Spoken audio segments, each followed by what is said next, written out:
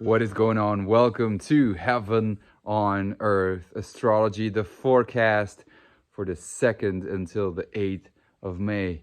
Wow, I'm the Leo Mystic, and this is about to be a very powerful week. Post eclipse, which was already very powerful. Wow. Did you experience the effects of suddenness, of people changing their mind, twists that does not have to be necessarily traumatic, dramatic, right? It's just like, whoa, I didn't see that coming. Like, I saw that in my environment with so many people. I'm curious if you've experienced something of the sort. Let us know in the comments. And that part of suddenness, of experiencing something that is unexpected, is just only intensifying, honestly. It was, enhanced by the eclipse season, but the sun is approaching Uranus. And so by Wednesday, the sun conjuncts, comes at the same position with Uranus. The sun is light. Uranus is explosion, unexpected events. And for me, the sun and Uranus, and by the way, I've been teaching this today in my Astro 201 course, which is now closed, but we're exploring the depths of our soul. And when we talk about creating our dharma, our destiny, ascending to the 5th dimension, we talk about Sun and Uranus versus the 3rd dimension, which is more like the realms of Moon and Saturn, the physical body experiencing here and now in the material world. And Sun gives light, brings light, and remembers of us of our uniqueness, of our light within. And Uranus has the potential to wake us up to that reality and to ascend us to the heavens. And that, to me, is extremely, extremely powerful. Sun and Uranus conjuncting on Wednesday is going to be fireworks. And so that is pointing to Venus. Now, the moment that happens, Venus has already come into Aries. And that's why I think we're going to experience the fireworks. That's the second thing that I want to talk about. The Taurian energy points to Venus. So what Venus does is important because Venus, obviously, is traveling through the zodiac and experiencing, and is the host of Taurus. So whatever is going down in Taurus depends on the host. If you have an angry host, then you're not going to have the best experience in your hotel. Does that make sense? So Venus in Aries is not the best place for Venus to be. It's fall. And that is it's a couple of things. One, it's starting a new cycle. So it is like Venus in Pisces, even though it's very sweet, very beautiful, very dreamy, very like la la la, and it is always an ending of a cycle. And it is always a little bit of a confusion that it brings with. And in relationships, cleaning up karma. And it's not always, just like it's mostly not very bad because it's Venus in Pisces. But, Venus coming into Aries is kind of like, we're starting a new cycle. And that too is very beautiful. New relationships, new people, new ways of relating to, new ideas, new projects, experimentation happening by itself. But Venus in Aries is confrontations. And honestly, the instability of the money energy, of the Taurian energy, of the value, possession energy, of the earth, resources energy. With Venus coming to Aries, I expect issues. Now, Mars is still in Pisces and Jupiter and Neptune are there. So it's very likely that that's not gonna happen suddenly. Like that's not gonna, like, I think as long Mars is in Pisces and Jupiter is there too, it's gonna be all right. It's gonna not gonna be that bad. I think we're gonna have, like, shit's gonna hit the fan in a way, but and at the same time we have a possibility to start new projects, new spiritual projects, right? And have a peaceful pursuit. There's that energy of compassion that Venus can tap into, because Mars is into Pisces and Jupiter is into Pisces.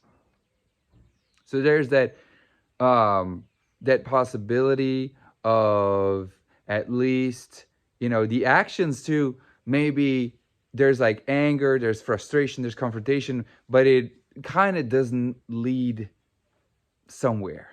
It's like, blah, blah, blah. It doesn't arrive as much.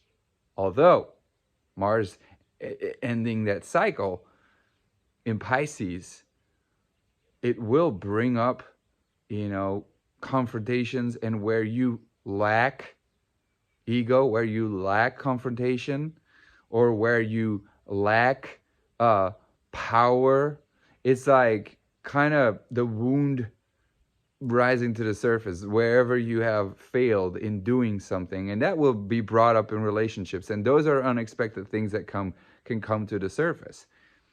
I think once Jupiter hits Aries, that's something else, and especially when Mars enters Aries. So May is going to be this cascade of things starting to heat up. Situations starting to heat up. We're going to see that. Like, for instance, the situation in whatever, Ukraine, the situation in wherever there is conflict, war, in your personal life or on the world stage. That's going to like, the problems with the banking, the problems with money, the problems with our food, the problems with... But, okay, it's not all, doomsday. Thursday is a very, very, very, very powerful day, as it's, for me, the day of sextiles. We have Sun sextile Mars, exact. It's all three that I'm going to say are exact. It's like they click. It's like when you put your seatbelt in and it clicks, even though we do it every day, doesn't it always, in a way, in the background of your head, is like, click, oh man, that feels so fucking good. Or am I the only one? So, but we got Jupiter sextile Pluto, Mercury sextile Venus, and Sun sextile Mars. And sextiles, especially, these all three are crescent sextiles. If you don't know what that means, it doesn't really matter. It means it's growing, and we're growing consciously aware, because there's going to be a need. There's going to be a need to withdraw and process it and see how our impact is on the environment. And by that reflection, if you allow that too, like, that's where, in a world of distractions, it's a little bit more difficult. But when you live in nature and you really take time, or even if you don't live in nature and you really take time to meditate, you really take time to be present with your food, with your children, whatever it is, when there's a moment of rest, where there's a moment of peace, all right, this is so important. You will have so much space to integrate inside yourself an ability to know what choices have to be made, and an understanding, a deeper understanding of what Jupiter sextile Pluto, a deeper understanding of the impact of spiritual power, the impact of what a religion does on you and the people around you, what the powers are of collectively believing something. So people reflecting on the whole something 19 crisis, and even the Ukraine war and all the other stuff that the media is sending out in mixed signals, the ability to understand, like, whoa, this is what my task here is Sun sextile Mars, Mercury sextile Venus. What the head and the heart in a way too. Moon is in Cancer on Thursday. The emotions are kind of in a healthy space, even though it is squaring Saturn, so there is something of like restriction and a little bit of blockage.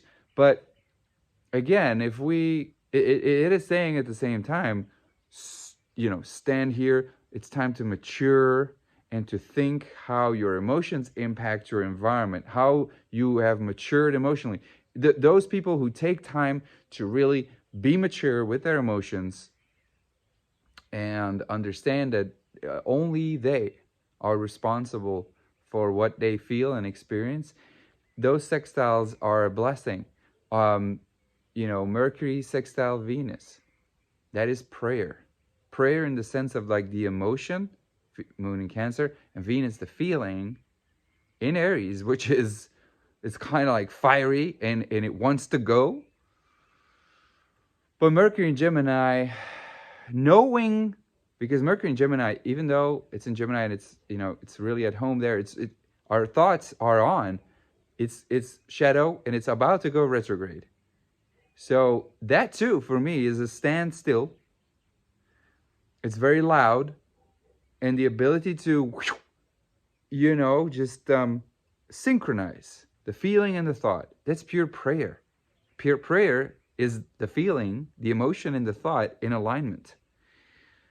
And so we have an ability to align our thoughts and our actions, the ability to Sun sextile Mars, to act spiritually according to what we value, what our worth is. Sun in Taurus, acting for the earth too, what your impacts are on the earth or on your surroundings or your environment, your body environment, acting from a spiritual aspect. So people may be, starting to realize, okay, holy shit, this is on a spiritual level too. So it's not necessarily at the whole world, but people realizing, oh my God, when I work in my garden, right, I see nature blossom. Nature is so powerful, or when I, it's like, I had this example in my head and it all of a sudden went away. When I am in nature, people need nature. People need to meditate. Meditation is so powerful on my body. So realizing I have to meditate more, realizing I have to plant more, realizing I have to take action on this, I have to take action on that in order to, respect my body and respect the earth. And with Jupiter sextile Pluto, there's a certain kind of spiritual power with that, a certain kind of belief that is synchronizing. And Mercury sextile Venus, there's the ability to then send out a prayer, and it being so powerful. I would say, like, the whole thing that the spiritual community is talking about of like manifestation and let go, which I honestly, there's so much maybe people sharing their information, and not always as well intended, and even when it's well intended,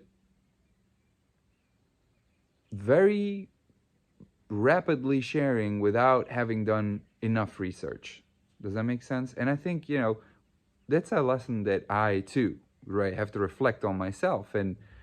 But at least I know that I go fucking insane in the research, and I could always do better research. I could always do better, but at least before I get something out, I'm trying to do the best I can to make sure that the information that I've experienced on a physical body, and I think that's what I'm trying to get across too. The physical experience, the body, the understanding, the alignment of I've known this. I have physically experienced this. I have taught it to other people. I've seen it happen in other people. And now I can share it with the world. And I think a lot of people are lacking experience, are lacking, it's just knowledge, just information. You know what I'm saying? So that's going to be extremely key too for yourself. You know, where are you aligning your experience with your feeling, with your knowing? That's kind of like what Thursday is about. And then we have to realize the sun is approaching the North Node in Taurus. So to realize your self-worth, to realize your self-value, to realize the importance of your choices is going to be highlighted. You're going to start making the right choices. And Mercury is going to go retrograde. So the reflection mode is on. So it's a time more, even though Venus is in Aries and is going to go fucking, the actions are not as powerful yet, which is a good thing in a way, because, the heat of the situation in the world, on the world stage, kind of tempers it. But for you too, we are more in reflection mode. So start to think twice before you rapidly do something. That's all I'm saying, And that's kind of it for this week. And I think that's enough. And I think that's powerful. Here's to applying the prayer of the emotion, the feeling, and the thought in alignment with each other, bringing in the experience that you've already gone through, and using that experience to create something new and to create a world of healthy choices for yourself, for the world around you, and that comes from a knowledge of the spiritual power that you have, a certain kind of faith, because this world has so many possibilities, miracles that are there. Much love. See you next week. Bye-bye.